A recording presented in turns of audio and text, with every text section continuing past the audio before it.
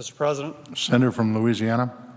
Thank you, Mr. President. Mr. President, I now call up the Vitter Amendment number 2103, which is at the desk. The clerk will report. Senator from Louisiana, Mr. Vitter proposes an amendment number 2103. Mr. President, I ask unanimous consent to waive reading of the whole. Without objection. Mr. President, this amendment is born of a real frustration that a lot of folks have faced over the last few years, particularly in my state of Louisiana. As you know, Mr. President, we've had a rough time, particularly following the BP disaster. First, there was that real environmental disaster, which was a real shock to our system and our ecology. But second, and of even perhaps more lasting impact, there was the economic hit that was magnified enormously when the Obama administration, in my opinion, overreacted and instituted a full-blown moratorium on drilling, in the Gulf of Mexico. Now, that formal moratorium was ended in late 2010, but a de facto moratorium continued for many months, and even now there is a real permit logjam that has permitting at a much lower pace than before the BP disaster. This is a broader problem because, at least off the coast of Louisiana, we are producing some energy. In many, many other places of the country where we have an abundance of energy, we're not allowed to get it because this federal government, particularly under this Obama administration, puts well over 90% of our domestic resources off limits. In the midst of everything that was going on in the Gulf, in the midst of that moratorium shutting down jobs in the Gulf of Mexico, President Obama traveled to Brazil, and he said that the United States wanted to be a tremendous partner and cheerleader of the development of Brazil's offshore industry. Now, Mr. President, I have to tell you, that was like rubbing salt in the wound of tens of thousands of oil field workers and others who were suffering because of the Obama administration policy here in this country really discouraging energy development. The way President Obama proposed to be a strong supporter and partner and cheerleader of Brazilian offshore development was through an Ex-Im Bank loan. And there are many of these sorts of loans.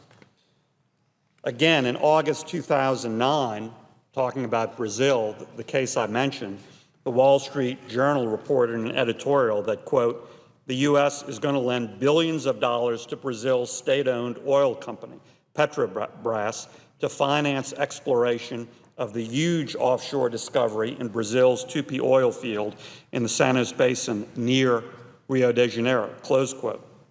Again, the Ex-Im Bank provided a $2 billion loan to aid Brazilian oil production, and that's what President Obama was cheering and encouraging and making happen.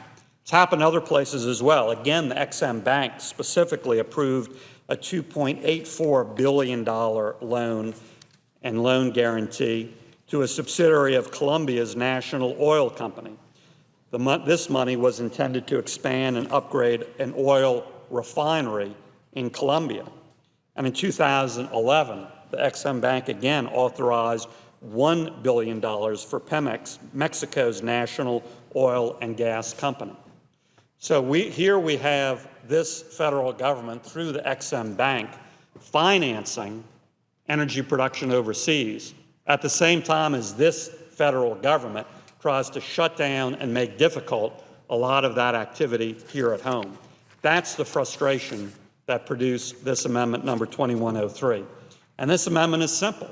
It simply says the Ex-Im Bank is not going to provide those loans or loan guarantees related to fossil fuel development in foreign countries if there are similar projects in this country that aren't getting comparable help.